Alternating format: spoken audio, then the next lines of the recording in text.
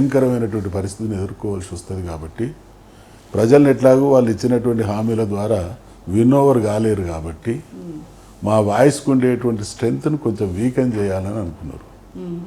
కానీ ఏ విషయంలో కూడా వాళ్ళు కృతకృత్యులు అయ్యేది లేదు. బేసిక్గా చెప్పేది మేము సాధించినాము, తెలంగాణను బ్రహ్మాండంగా చేసి చూపించినాము. అన్ని విషయాల పట్ల, అన్ని అంశాల పట్ల సంపూర్ణమైనటువంటి అవగాహన ఉంది. ఇవాళ ఏమున్నదండి ఢిల్లీలో 50 సార్లు నిన్ననో ఇవాళ పేపర్లో చూసినాం. 50సారి అంటే ఏందమ్మా? విమానంలో గడిపిన మీకు సూటిగా అడుగుతున్నా మీ ద్వారా ముఖ్యమంత్రి గారిని, ఆయన విమానంలో గడిపిన గంటలేని సెక్రటేరియట్లో గడిపిన గంటలేని సెక్రటేరియట్లో గడిపిన రికార్డు తీయమని చెప్పమనండి. ఢిల్లీ ఆయన ప్రయాణించేటువంటి విమానంలో గడిపినటువంటి సమయం ఎంత, ఈ 20 మాసాల కాలంలో సెక్రటేరియట్లో గడిపిన సమయం ఎంత.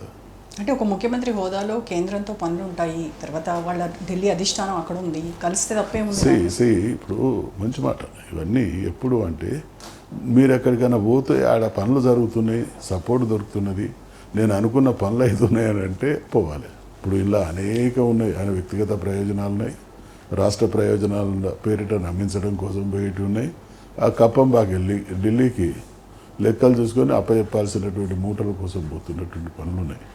ఆయన ఇతరత్ర పోయే వాటిలో ఫలితాలు ఎట్లుంటున్నాయో తెలియదు, కానీ ప్రజా ప్రయోజనాలను ఆశించి పోయినటువంటి సందర్భాల్లో ప్రజా ప్రయోజనాలు నెరవేర్చబడినటువంటి దాఖలాలు అయితే కళ్ళద్దాలు కాదు, బైనాకులర్ కాదు, టెలిస్కోప్ పెట్టి చూసినా కూడా కనపడతారు.